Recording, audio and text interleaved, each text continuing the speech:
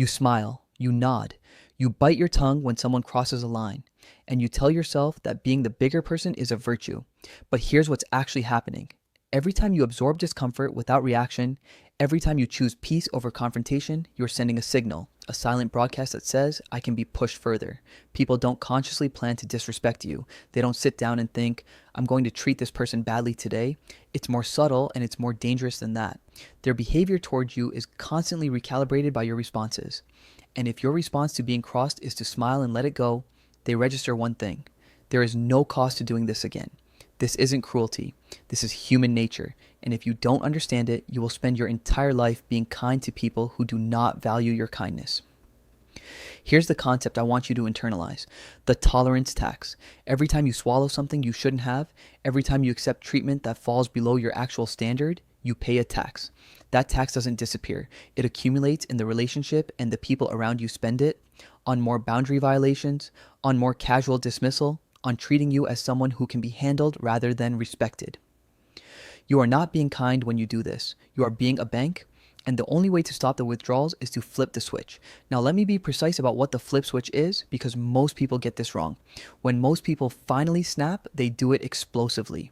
They've absorbed so much that when they finally react, it comes out as anger, tears, or a speech that makes the other person feel attacked, which immediately puts you in the weaker position. You become the dramatic one, the unstable one, and nothing changes except they now know how far they can push you before you combust.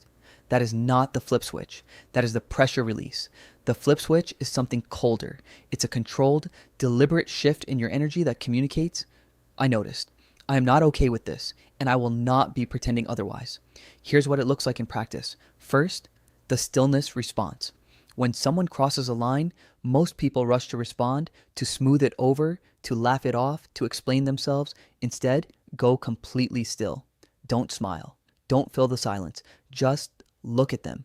Hold it for 2, 3, 4 seconds longer than is comfortable. You are not angry. You are not upset. You are simply done performing warmth you don't feel in this moment.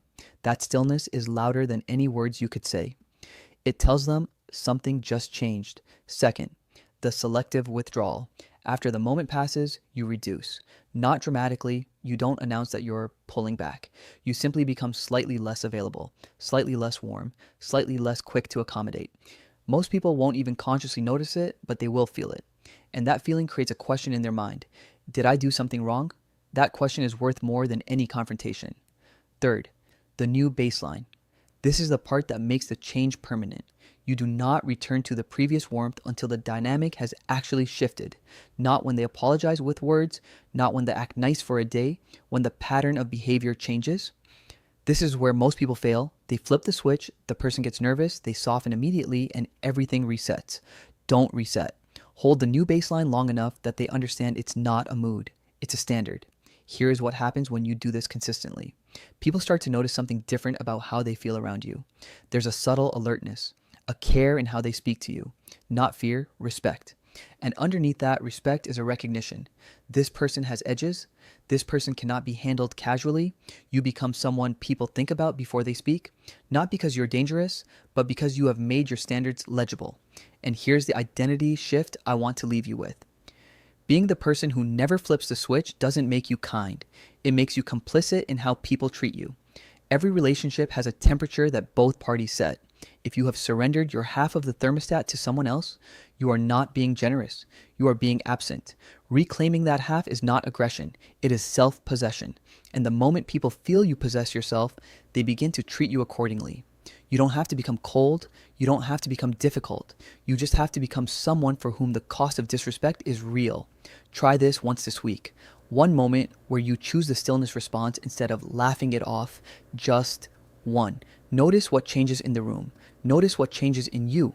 And if this spoke to something you've been carrying for a while, drop the word flip in the comments. Let's see how many of us have been paying the tolerance tax without realizing it.